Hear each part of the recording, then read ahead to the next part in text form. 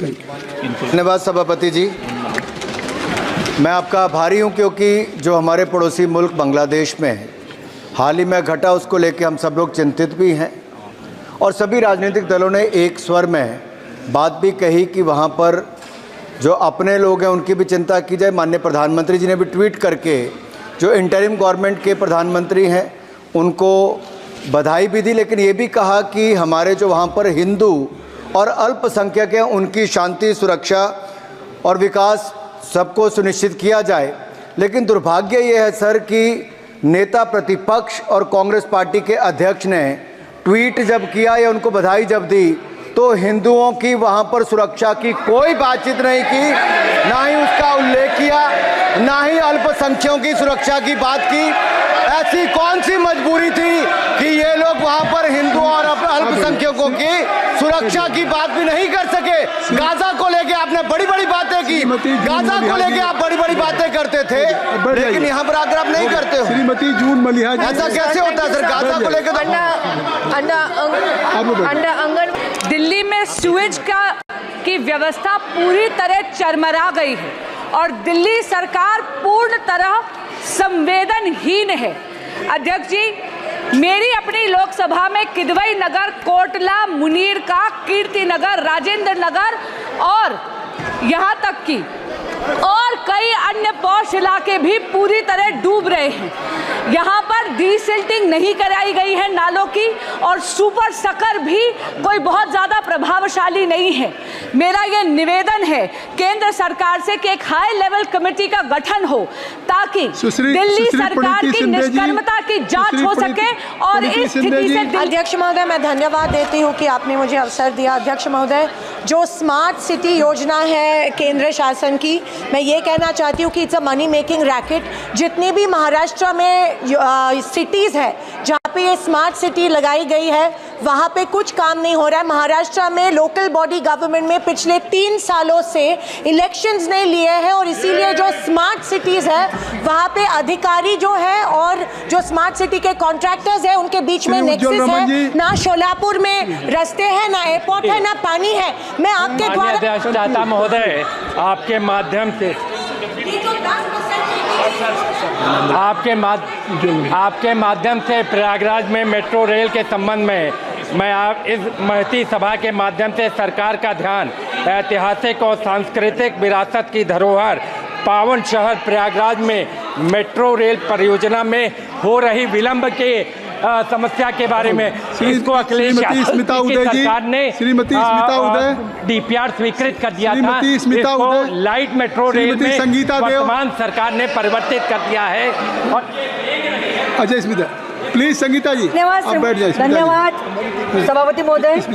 किसानों की उत्पन्न दोगुनी करने के लिए हमारी सरकार लगातार प्रयास करते आ रही है। मेरे क्षेत्र के कई किसानों को अभी भी 2022-23 सीजन के फसल का बीमा का लाभ अभी नहीं मिला है। एक गंभीर मुद्दा है जो किसानों को आर्थिक रूप से प्रभावित कर रहा है।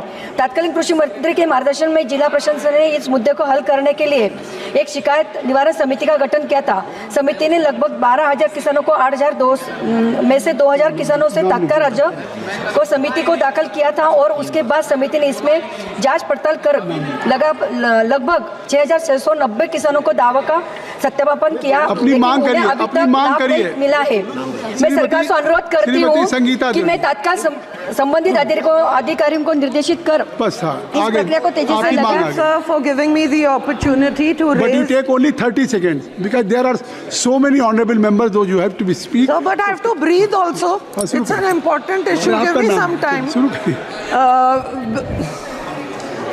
Important issue concerning violation of rights, harassment and mental torture of lady officers in UCO Bank in Odisha. Several of these lady officers have been transferred to faraway places like Gujarat, Kerala and Karnataka in clear violation of clause 14 of the transfer policy of the bank, which clearly states that women officers shall be transferred within the presently posted state or any other adjoining state.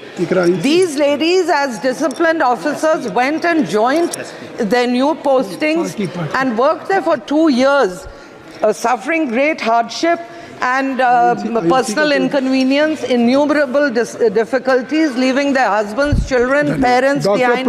No, sir, I have to say, I haven't reached the point. No, give me kindly conclude. Sir, 2 seconds. It's very important. And 20.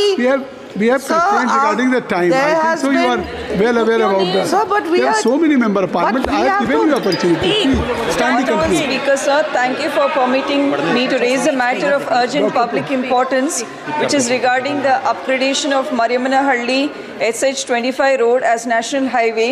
Sir, this SH25 is an important major interstate highway road which connects NH50, NH48 and NH69 and passes through 3 major districts of central Karnataka, which is Vijayanagara, Davangere and Shimoga.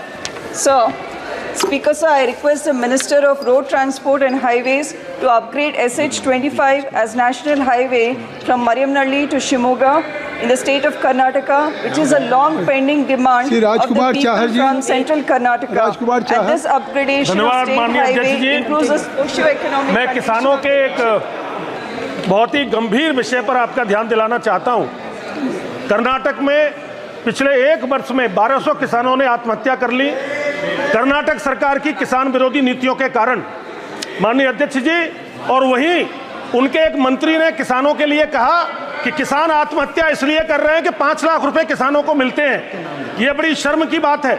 वहीं कर्नाटक की सरकार ने 4000 रुपए हमारी भाजपा की सरकार ने उस समय दिए थे, प्रधानमंत्री किसान सम्मान निधि में ऐड किए थे माननीय प्रधानमंत्री जी के साथ, उसको भी बंद कर दिया है। मैं आपसे निवेदन करता हूं, मैं किसान आत्महत्या कर रहे हैं कर्नाटक के अंदर, एक केंद्र की सर्वदलीय कमेटी बना के सांसदों की भेजने की कृपा करें माननीय अध्यक्ष।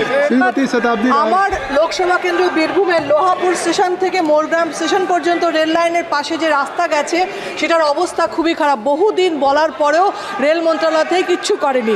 আমার প্রশ্ন, যারা ভোট দিয়ে আমাদের জেতায়, যারা এই অনুরোধ করতে অভিযোগ করতে আসে, তার উত্তর রেল মন্ত্রণালয়কে দেওয়া উচিত, রেলমন্ত্রী উত্তর দেওয়া উচিত, আমাদের নয়। কেন এই কাজগুলো বারবার বলার পরেও হয়নি?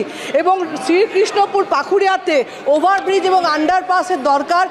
सर इतना भी टाइम नहीं देंगे। आप तो खुद 3 मिनट बोल के गया, 3 सेकंड में क्या बोल सकते, 30 सेकंड में क्या बोल सकते? 3 घंटा बैठे फिर बोलने नहीं देंगे। বীরভূম রেলওয়ে কলোনি ও শান্তিপাড়ার 6টা রাস্তা রেল বন্ধ করে দিয়েছে, যে রাস্তা থেকে মানুষ যাতায়াত করতে পারবে না। 3000 আদিবাসী যারা বাড়ি থেকে বেরোতে পারবে না। এবং হরিজনপল্লী, কসাইপুর, ডাকবাংলা পাড়াতেও একই অবস্থা, যেখানে 4000 বাসী থাকেন, যারা বেরোতে পারছে না, স্কুল যেতে পারছে না, তার ব্যবস্থা নেই। এবং রেল মন্ত্রণালয়কে বারবার বলার পরেও কেন তারা কোনো উত্তর দিচ্ছে না, কেন তারা কাজ করছে না, তার উত্তর দিক। ধন্যবাদ। Chowdhury, thank you. धन्यवाद सभापति महोदय। आपके माध्यम से अपने क्षेत्र की एक बेहद गंभीर किसानों की समस्या आपके समक्ष रखना चाहती हूँ। अध्यक्ष जी, अभी तक देश में भूमि अधिग्रहण, पुनर्वास और पुनर्स्थापन LARR अधिनियम 2013 को पूरी तरीके से लागू नहीं किया गया है, जिससे हर दूसरे वर्ष सर्किल रेट में अनिवार्य संशोधन किया जाना ज़रूरी होता है। मेरे क्षेत्र के जनपद शामली में दिल्ली देहरादून इकोनॉमिक कॉरिडोर में की भूमि अधिग्रहित की जा रही है, परंतु 2013 से अभी तक सर्किल रेट में उन्हें मुआवजे में फ़ायदा नहीं मिल पा रहा है। सहारनपुर व बागपत के सर्किल रेट अपडेट नहीं किए गए हैं, इससे किसानों को जो मुआवजा मिल रहा है वो बहुत कम है। और जनपद सहारनपुर की तहसील नकुड़ में अम्बाला ग्रीन हाईवे में किसानों की ज़मीनों का अधिग्रहण, यहाँ समस्या श्रेणी सर 2 मिनट 2 मिनट का 1 मिनट यहाँ किसानोन की समस्या श्रेणी परिवर्तन की है। उनको उनकी ज़मीन की कैटेगरी बदल कर उन्हें ना तो उसे उपजाऊ ज़मीन का।